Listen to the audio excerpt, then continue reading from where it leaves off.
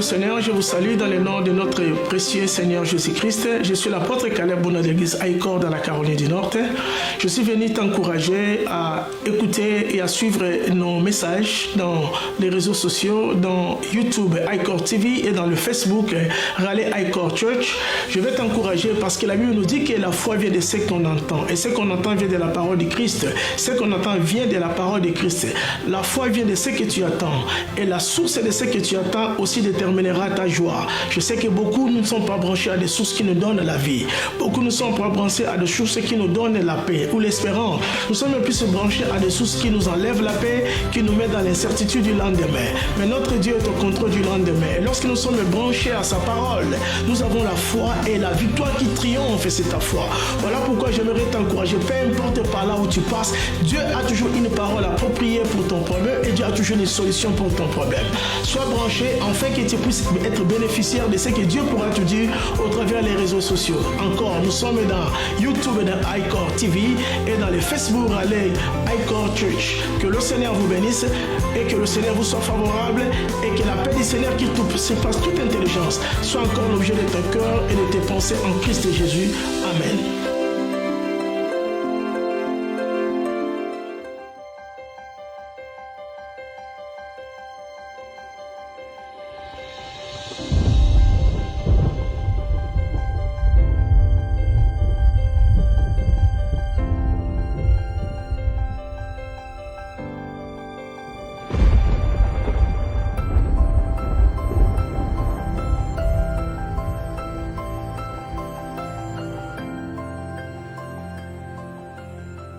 Qu'il te soit fait selon ta foi. Jésus demandait, crois-tu que je peux le faire?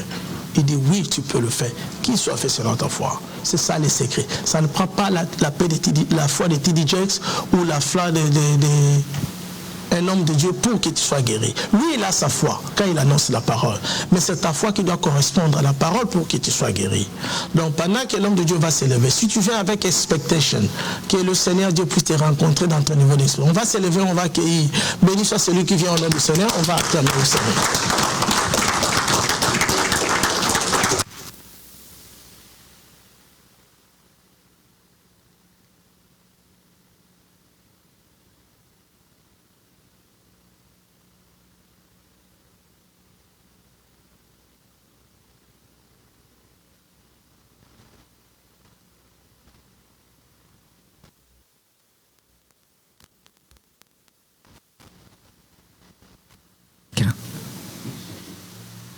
Seigneur Saint-Esprit, conduis-nous au nom et nom de Jésus. Au nom puissant de Jésus-Christ, nous t'avons ainsi prié, nous disons Amen, Amen, Amen, Amen. On va juste rester debout, souffre un peu. Je vais juste lire notre texte des bases pour honorer la parole. Alors ça va être le texte des bases que nous allons prendre, qui va être diffusé. Le livre de Jacques.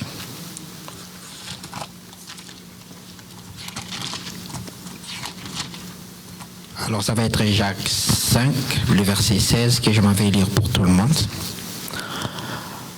Confessez donc vos péchés les uns aux autres et priez les uns pour les autres afin que vous soyez guéris. La prière fervente du juste a une grande efficacité. Parole du Seigneur. Répétez après moi. La prière fervente du juste a une grande efficacité.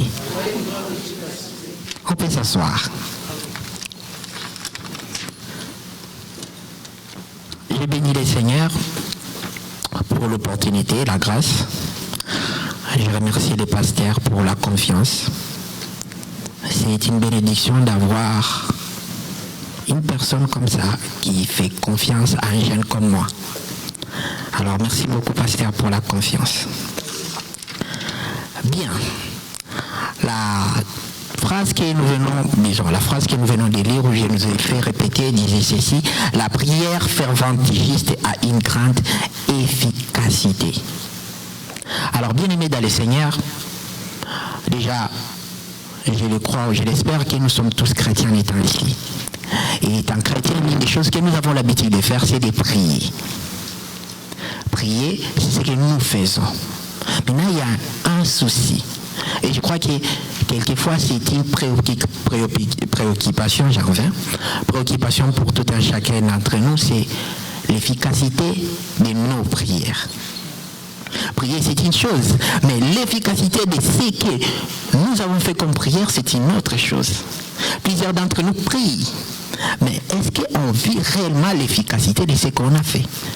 Quand j'ai parlé de l'efficacité, donc c'est-à-dire, déjà les mots disent ceci, qui produit l'effet qu'on attend. Prier, c'est une chose. Maintenant, voir l'effet de ce qu'on a fait comme prière, c'est une autre chose. Et plusieurs d'entre nous se posent cette question. Et le Seigneur m'a mis à cœur aujourd'hui de nous répondre à cette question. Voilà pourquoi même le thème va s'intituler comme suit. Pour avoir une vie de prière efficace. Vous voyez? C'est comme si vous vous êtes posé la question et maintenant la réponse est en train de venir par ce thème-là. Pour avoir une vie de prière efficace. Alors, comme nous les avons dans mes habitudes, je vais prendre 3 points pour répondre à cela. Alors, avant de commencer, je vais nous dire clairement. Les jours où j'étais en train de préparer cette prédication, j'étais en train de chanter exactement la même chanson qu'il a chantée, de Matou Samuel. Donc, quand il était en train de chanter, j'étais juste là, je disais, waouh! C'est pour dire ceci. Pour moi, c'est un signe indicateur pour dire qu'il y a quelque chose qui doit se passer. C'est pas moi qui vais le faire. Dieu déjà dans son amour, il prévoit toujours quelque chose à chaque fois nous venons dans sa présence. Mais qu'est-ce que tu vas prendre? Que prendras-tu en sortant d'ici? Où je repose la question. Tu es venu avec quelle soif? Tu es venu avec quelle foi? Tout est déjà là sur un plateau. À toi de te servir selon ta faim. Amen, amen, amen. Voilà. Alors on va commencer. Pour avoir une vie de prière efficace, la première des choses, bien aimées dans le Seigneur, il faut être juste devant Dieu. Il faut être juste devant Dieu. Nous prenons Matthieu 6, le verset 12, que je m'en vais lire pour tout le monde. Pardonne-nous nos offenses, comme nous aussi nous pardonnons à ceux qui nous ont offensés. Ceux qui nous ont offensés. Alors, nous connaissons déjà, c'est la prière qu'on appelle souvent la prière de notre Père.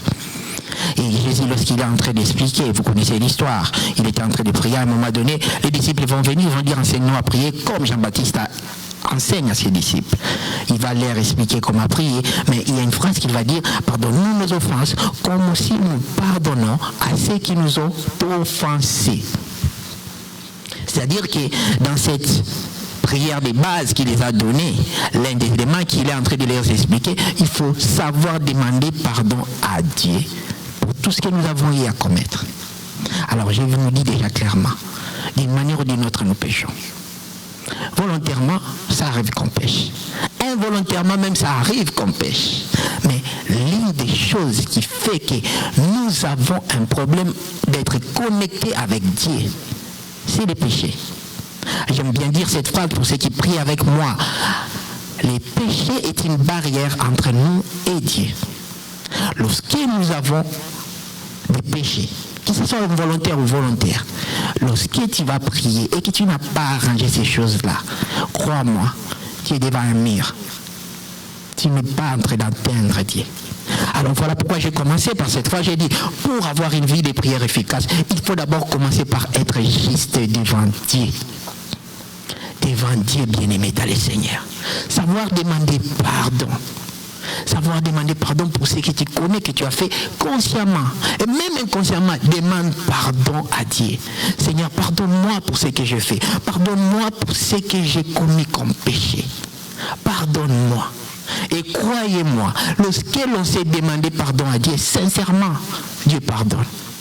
Il pardonne n'importe quel péché du moment où tu demandes pardon sincèrement et tu te détournes de cela. Alors bien aimé dans le Seigneur, savoir demander pardon, c'est la première des choses. Lorsque tu veux aller vers Dieu et que tu as des contentieux avec lui, ça sera compliqué. Et on dit souvent, la nature ne nous enseigne-t-il pas, même quand tu viens vers quelqu'un que tu as des contentieux avec lui, tu auras difficile accès à lui. Alors à plus forte raison, les saints des saints. Voilà pourquoi, bien aimé dans le Seigneur, savoir demander pardon à Dieu, c'est très important. Maintenant, regardons cette verset que je vais vous donner. Je sais que ça n'a rien à voir, mais vous allez comprendre là où je vais en venir. Matthieu 18, le verset 22. Les Écritures disent ceci. Jésus lui dit, je ne te dis pas jusqu'à 7 fois, mais jusqu'à 70 fois 7 fois. Déjà, comme je venais de le dire tantôt, lorsqu'on lit ces versets, il est plutôt en train de s'adresser à la question qu'on lui a posée. Combien de fois dois-je pardonner? Mais il lui dit, tu dois pardonner 7 fois 7. Maintenant, voici cette phrase. Si Dieu peut te demander à toi d'être capable de pardonner autant de fois à une personne, à plus forte raison que lui. Ce qui veut dire que Dieu peut te pardonner. Mais où se trouvent des fois les problèmes? Certaines personnes d'entre nous bien-aimés dans le Seigneur demandent pardon pour quelque chose, mais ils ne se sont pas pardonnés eux-mêmes. La culpabilité. Des fois, la culpabilité peut nous empêcher d'aller vers Dieu. Des fois, c'est alimenté par toi-même. Des fois, le diable aussi utilise cela. Voilà pourquoi je suis venu nous dire. Plusieurs d'entre nous peuvent demander pardon à Dieu pour quelque chose, mais eux-mêmes n'arrivent pas à croire que Dieu les a pardonnés. Voilà pourquoi vous pouvez voir, vous avez demandé pardon à Dieu en faisant une prière, mais vous revenez encore demain, vous demandez encore pardon pour la même chose. Peut-être que vous avez déjà pardonné, mais vous répétez la même prière chaque jour pour une seule chose. Parce que vous avez du mal à croire qu'il vous a pardonné. Mais je suis venu dire à quelqu'un, si Dieu peut te demander à toi de pardonner autant de fois, certainement que lui, il fait au-delà. Voilà pourquoi il faut savoir, lorsque tu demandes pardon, crois que le Seigneur t'a pardonné.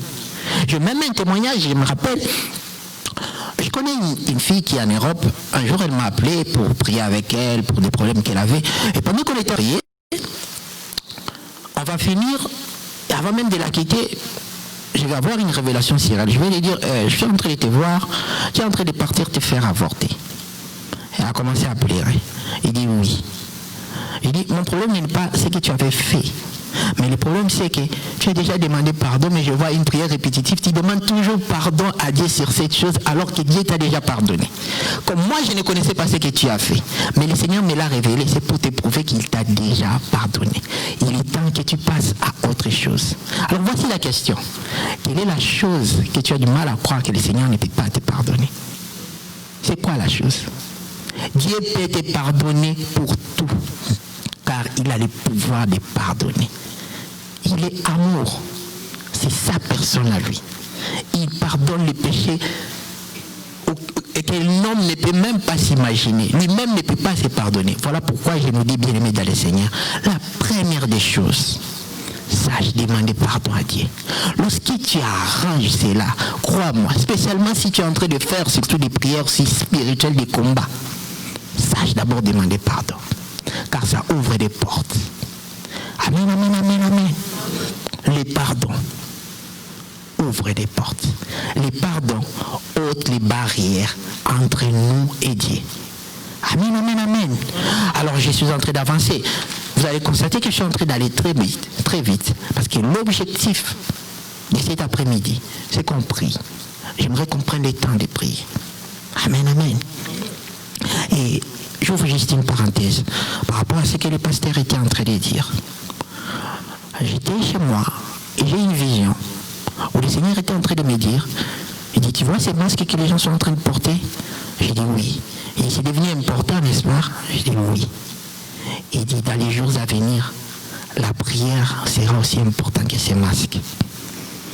C'est pas pour rien que toutes ces calamités sont en train de se passer. Quand l'église ferme, l'ennemi est libre. Donc il s'est préparé en conséquence par rapport à cette fin d'année. Ce que nous sommes en train de faire là, nous sommes en train d'anticiper pour que l'ennemi ne puisse pas nous surprendre. Parce que si l'ennemi venait pendant que nous ne sommes pas prêts, ça sera compliqué. Voilà pourquoi il faut être conséquent. Quand on vous dit que c'est vraiment le moment de prière, bien aimé dans le Seigneur, il faut prier. N'attendons pas quand les choses vont venir, que quand on commence à prier, que l'ennemi nous trouve qu'on est déjà prêt. Amen, amen, amen. Donc, il faut vraiment prendre au sérieux les instructions qu'on est en train de nous donner et de les faire. Amen. Voilà. Donc, la première des choses que je nous ai dit, c'est les pardons. sachions, bien-aimés, demander pardon à Dieu. Et pour avoir maintenant une vie efficace de la prière, la deuxième chose, il faut avoir la foi. La foi. Cela ne se négocie pas. Il faut avoir quoi? Il faut avoir la foi. Romains 10, le verset 17. Qu'est-ce que les Écritures nous disent?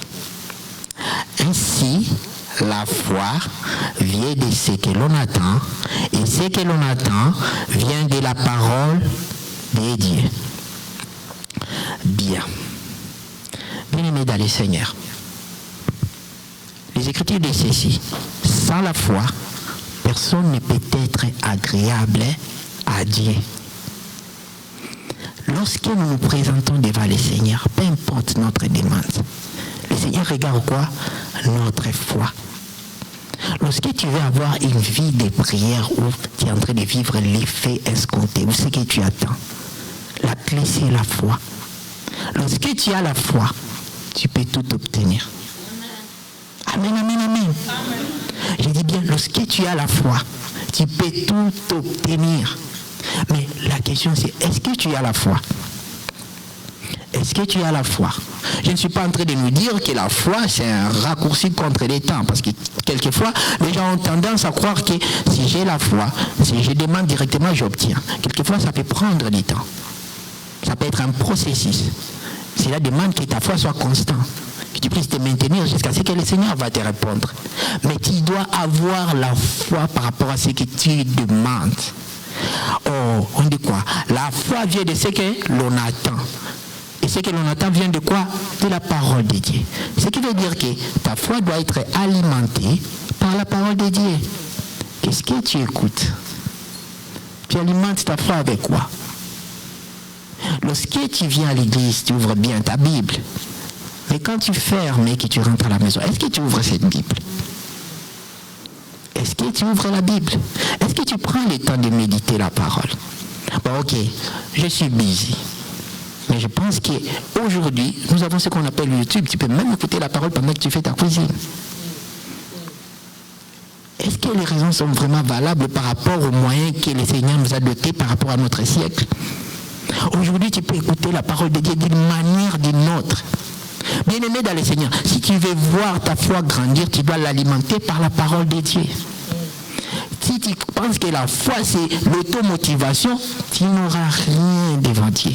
Parce que la plupart, certaines personnes font quoi? Ils font de l'automotivation.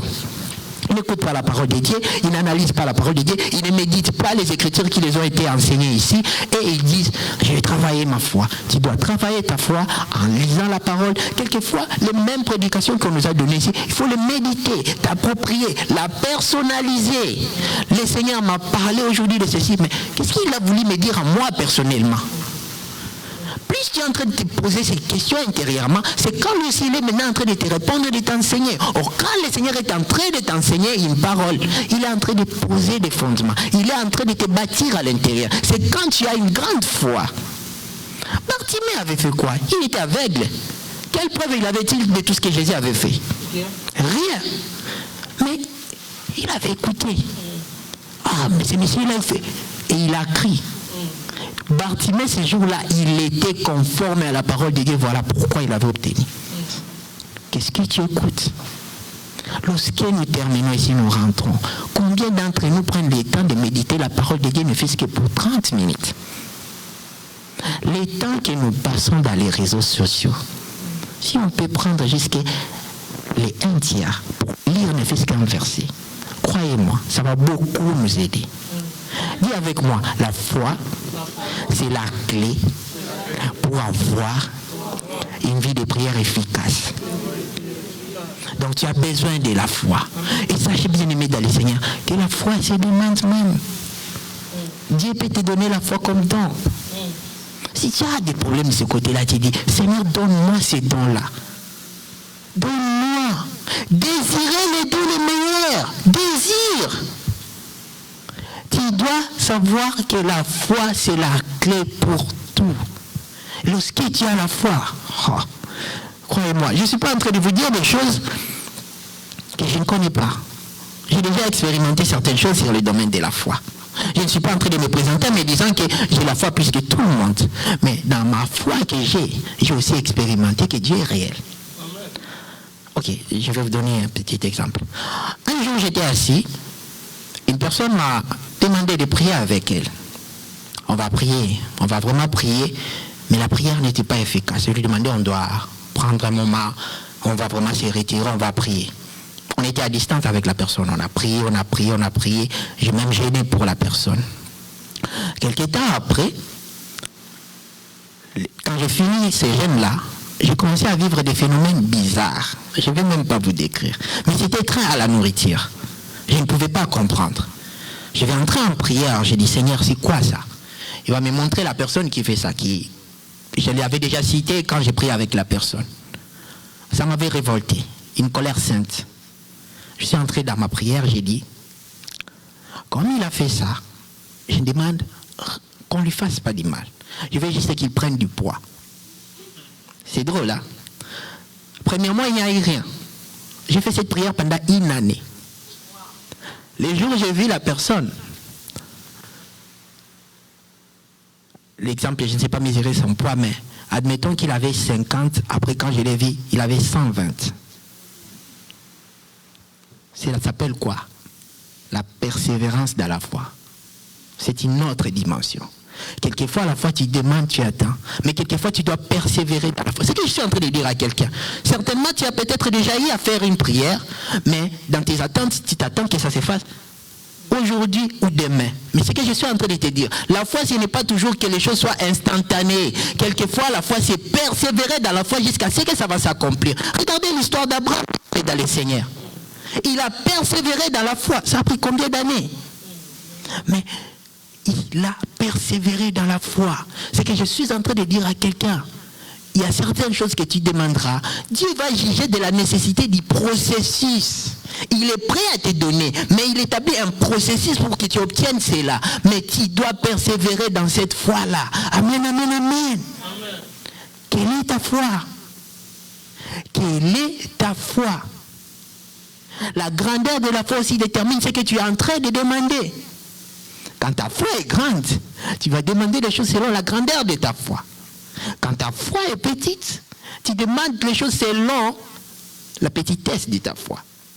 Voilà pourquoi, bien-aimés dans le Seigneur, on a besoin de la foi. Sans la foi, nous ne pouvons pas être agréables à Dieu. Qui d'entre nous ici prie pour qu'il ne puisse pas voir les résultats escomptés? Qui d'entre nous peut me dire aujourd'hui, j'ai prié toute l'année, si ça vient, ça ne vient pas? On prie en espérant que le Seigneur puisse répondre. C'est-à-dire qu'on cherche l'efficacité. Même moi, même vous, parce que ne vous en faites pas, la parole que je suis en train de prêcher n'est pas en train de m'exempter, je dis je suis à côté, je suis aussi dedans. Moi aussi le Seigneur est en train de me prêcher. Il y a certaines prières jusqu'à aujourd'hui, je n'ai pas vu l'efficacité. Voilà pourquoi il m'a donné ces trois éléments. Ces trois éléments, peut-être que dans un des éléments, tu vas te retrouver, tu le fais. Cela veut dire que tu es en train d'être affermi dans ce que tu fais déjà, que tu dois continuer. Mais quelqu'un d'autre est en train de voir que c'est la chose que je ne fais pas. Quelle est ta foi? Est-ce que tu as la foi? Si tu me dis oui, qu'en est-il de ces prières que tu as déjà fait jusque-là? Tu n'as pas encore obtenu l'effet escompté. Je suis venu nous interpeller, bien-aimés dans le Seigneur. Pour avoir une vie de prière efficace, il faut impérativement avoir la foi. La foi, c'est une ferme assurance des choses qu'on espère. Espère que cela va arriver. Espère que cet enfant va venir, peu importe l'âge. Espère que cet argent-là que tu as demandé va venir. Espère que cette personne-là sera guérie. Espère que cette situation-là sera résolue. Espère que ce mariage-là viendra. Espère. Amen.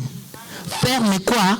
Assurance. Pas juste de l'assurance. Ça doit être ferme. Pourquoi on te dit que ça sera ferme? Parce que le malheur viendra. Tu es sûr? Je crois. Tu es sûr? Lui vient seulement, n'est-ce pas? Il vient juste avec un petit... Est-ce que le Seigneur t'avait dit? Pourtant tu étais là. Ferme assurance. Amen, amen, amen. La foi est capitale et importante. Est-ce que tu as la foi? Montre-moi les œuvres. La foi sans les œuvres. Amen. Amen, amen, amen. Est-ce que tu as la foi? Je me sens froid. Qu'est-ce qui se passe? Vous êtes froid là? Ah, ok. Ça me rassure. Il faut avoir la foi. La foi est capitale.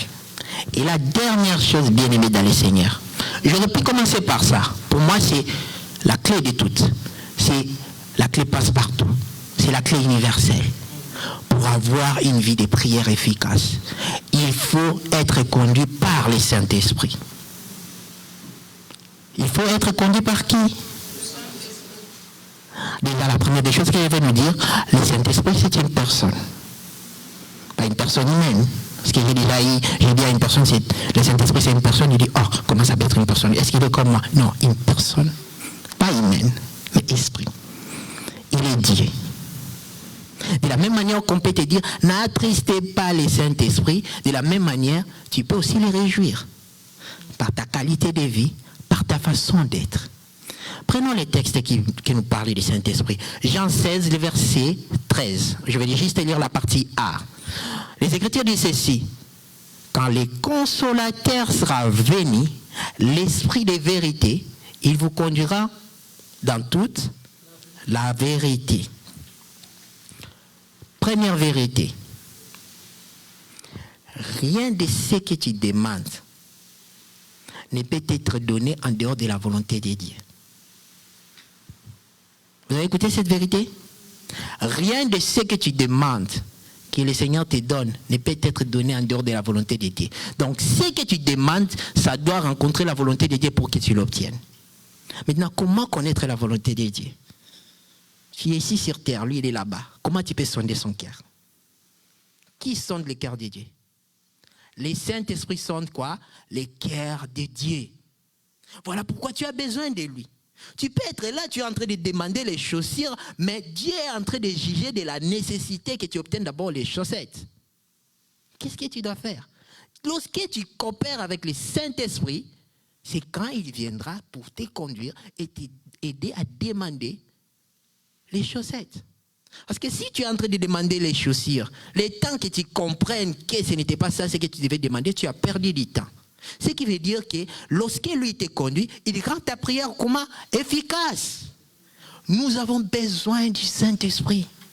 Le Saint-Esprit est important pour tout un chacun d'entre nous. Voilà pourquoi il pouvait comprendre. Même Jésus a eu besoin de lui. Vous vous rendez compte? Il a eu besoin de lui.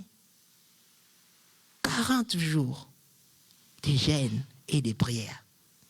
40. Parce qu'il savait que Jésus tel que tu es là. Après ça, tu vas rencontrer le diable. Il a jugé des jours nécessaires pour qu'il puisse jeûner. Ce qui veut dire que quand il veut faire certains moments de prière, lorsque l'homme de Dieu de la maison ou les hommes de Dieu viennent vous dire tu dois jeûner pendant 2 jours, c'est que déjà le Saint-Esprit lui a montré la nécessité de ces jours-là. Alors, lorsque toi tu fais qu'un seul jour, tu n'as pas respecté.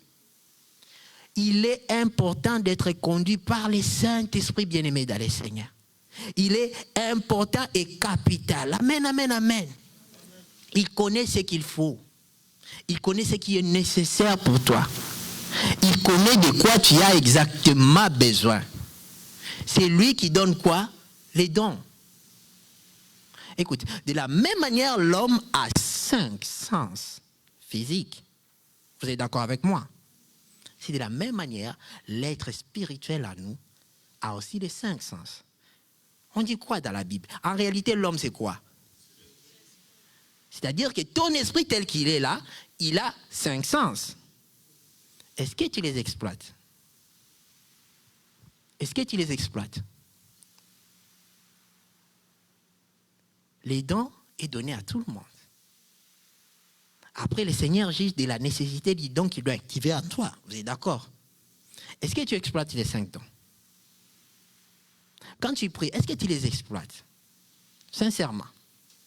Tu as besoin du Saint-Esprit pour que tu puisses opérer dans ces choses-là. Écoutez, je vais être franc avec vous.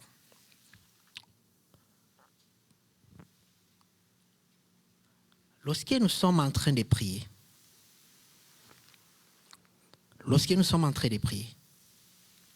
si nous ne sommes pas spirituels, on passe à côté de beaucoup de choses. En réalité, l'homme, c'est l'esprit. Mais lorsque ton esprit n'est pas actif, tu ne peux pas faire les choses dédiées. Les jours où tu reçois le Seigneur comme sauveur, c'est quand ton esprit renaît. Il doit croître. Il doit croître avec quoi? La parole de Dieu. Mais lorsque tu es en train de vouloir vivre Dieu et l'expérimenter dans des dimensions alors que tu ne lui as pas monté ta maturité, il ne peut pas le faire. Imaginez-vous, maman Clarisse prendrait la voiture donnée à Oliver pour conduire juste parce qu'Oliver lui a demandé. Vous vous imaginez un peu? Il est trop petit. Des fois, certaines choses que nous demandons, le Seigneur ne donne pas par rapport à cela. Voilà pourquoi il faut croître dans les choses dédiées. Amen, amen, amen. Ok, je prends l'exemple d'un sens. Ok. C'est-à-dire que pendant que je suis en train de prêcher, il peut me dire aussi ce que je dois faire. Lorsque j'étais à Kinshasa, j'étais en train de prêcher dans une église. Je passe comme ça. Et puis je sens l'odeur de l'argent. Je regarde le monsieur. Je dis, je sens l'odeur de l'argent. Je sais clairement comprendre que tu as de l'argent. Il dit, oui, je suis conseiller du ministre. Vous connaissez les histoires du Congo. Pourquoi j'ai donné cet exemple d'odeur? Vous allez comprendre. Parce que je sens l'odeur. Pourquoi je me suis avancé? Bien que l'acte est physique, mais c'est spirituel. Je sens une odeur. Mais je sens l'odeur de la sueur. Mais lorsque je suis descendu comme ça, j'essaie de comprendre d'où venait l'odeur. Alors j'avance. Et j'avance, on me montre l'odeur de la sueur. Il est là. Ok. Maintenant, le Saint-Esprit fait quoi? Il interprète l'odeur. Il me dit, l'odeur de la sueur, si on réfléchit d'une manière humaine, quelqu'un d'autre va dire la saleté. Maintenant, l'odeur de la sueur que moi je sens chez maman, c'est le travail. Maintenant, quel travail? Travail spirituel. Et tout de suite, si je suis dans le faux, maman, ne vous gênez pas de me contredire. Tout de suite, je peux comprendre que vous priez beaucoup. Et pour preuve, on me montre que vous êtes en train de prier sérieusement pour vos enfants et vos petits-enfants. Je suis dans les vrais. Parce que je pouvais aussi venir, j'ai dit, c'est une vie de prière. Quelqu'un me dit, ah, il boit beaucoup, il ne fait rien, non? Vous comprenez un peu? L'acte pédagogique que je suis en train de faire ici, c'est donner à quelqu'un le goût d'entrer dans une certaine dimension des choses dédiées. Amen, amen, amen. Parce que des fois, nous ne devons pas nous contenter de lire la Bible, mais de ne pas expérimenter les choses de la Bible. Ok. Deuxième exemple, parce que pendant que je parle là, je reçois une vision qui m'amène sur plusieurs personnes à la fois. La première des visions, je vois, comment on appelle ça? Un nuage. Et ce nuage, c'est une sorte de pluie qui est en train de s'annoncer. Ce qui veut dire qu'à la fin de cette prière, il y aura une forte onction qui va descendre sur les gens. Mais qu'est-ce que tu vas recevoir? Alors, la vision que j'ai reçue, je le vois sur lui, je le vois sur Dan là-bas, et je le vois sur quelqu'un d'autre qui n'est même pas ici. Mais qu'est-ce que cette vision-là est en train de dire? Lui, clairement, je peux regarder, je vois une Bible sur ta tête, c'est la parole, mais je vois maintenant une coupe qui montre la soif de nager dans les prophétiques. Tu vois? Mais maintenant, ce qu'on est en train de faire, c'est quoi? On est en train de lui tendre la coupe pour lui dire, bois. Ça veut dire que c'est à lui maintenant de consommer pour vivre ces choses-là. Vous voyez? Et maintenant, on me ramène directement à cette même vision sur Dan là-bas. Même si loin, dans les choses de Dieu, on oublie la loi de la distance. Et directement, qu'est-ce que je peux voir? Je peux voir qu'il y a une porte qui est en train de s'ouvrir. Et devant cette porte, on montre quoi? On montre la reconnaissance des hommes. C'est-à-dire que dans les jours à venir, il sera reconnu comme quelqu'un qui fait les choses correctement dans les choses dédiées. Mais non seulement c'est là, mais on est en train de montrer aussi qu'il a aussi la parole dans lui. Et maintenant, qu'est-ce qu'on fait? On me les montre, on montre qu'on le pousse. Ce qui veut dire qu'il y a certains pas qu'il doit faire, mais qu'il n'est pas en train de faire, et Dieu veut le pousser. Dans quoi Dieu veut le pousser sérieusement? C'est dans le ministère de la parole. Pourquoi? Parce que le Seigneur peut juger qu'il est trop confortable du côté chant, mais il veut aussi le voir nager dans la parole. Parce qu'il a cette grâce-là, lui. Ok, il est trop confortable. Maintenant, écoutez mon souci. Pendant que je parlais là, quelle aurait été l'attitude de tout un chacun d'entre nous? Seigneur, parle-moi. Seigneur, parle-moi. Mais certains d'entre nous regardent ça comme un show. Je ne suis pas en train de faire un show. Je suis juste en train d'inciter quelqu'un à chercher les choses de Dieu comme pas possible. La vraie vie de la prière, ce n'est pas nécessairement ici. C'est maintenant quand tu rentres chez toi. Qu'est-ce que tu fais? Qu'est-ce que tu fais? Par exemple, j'ai une parole sur elle, mais je ne vais pas les dire. Pourquoi? Parce que je contrôle ce que j'ai dit. Je ne vais pas tout dévoiler comme ça. Sinon, tout n'est pas bon à dire devant tout le monde.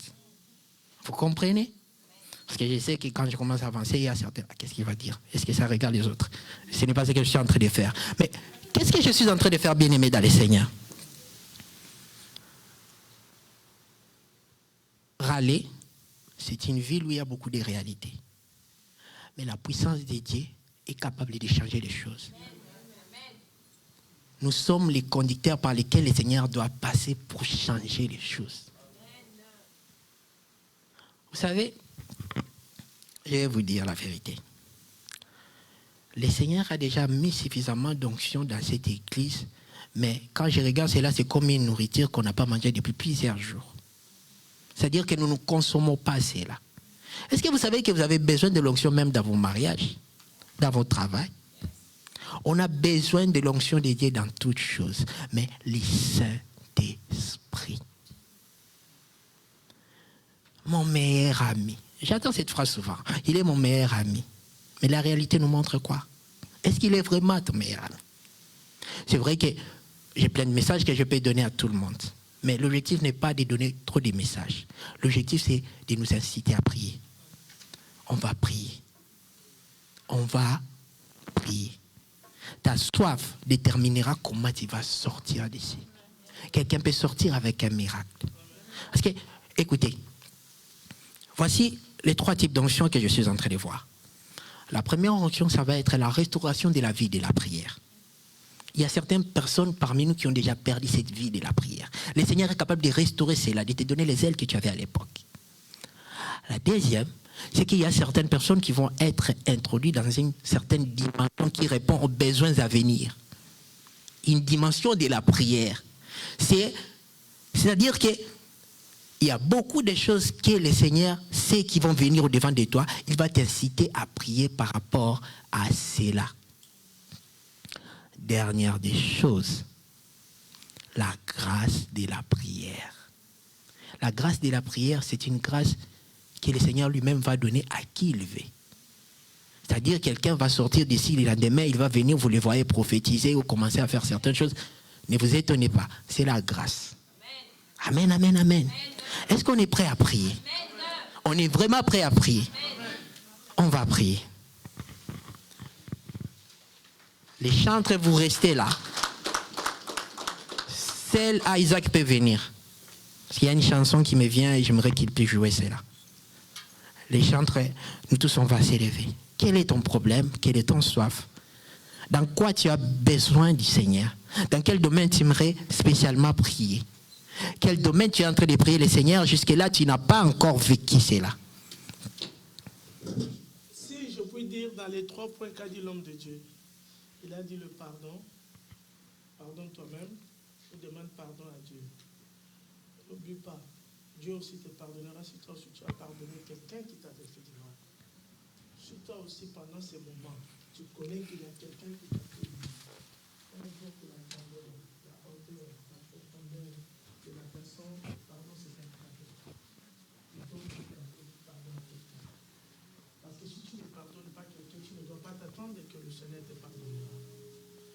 handicapé qui en avait fait descendre du temple, et son problème c'était le pardon qu'il avait besoin. Lorsqu'il a été pardonné, on dit le manque de pardon à celui qui t'a fait du mal peut aussi conditionner ton pardon. Et tu pourras bien prier. Aussi longtemps que tu ne pardonnes pas quelqu'un qui t'a fait du mal, Dieu aussi pourra te pardonner. Le pardon, c'est un cadeau. Tu suis la personne, donne-lui des pardons. Même si tu ne t'appelles pas, donne-lui seulement. Même si tu ne demandes pas pardon, donne-lui seulement. Parce que si tu ne pardonnes pas, tu conditionnes toi-même ta vie. Quelqu'un a compris?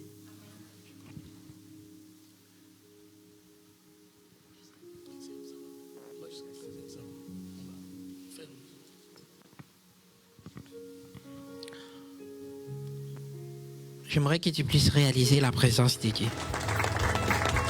Tu es conscient qu'il est là.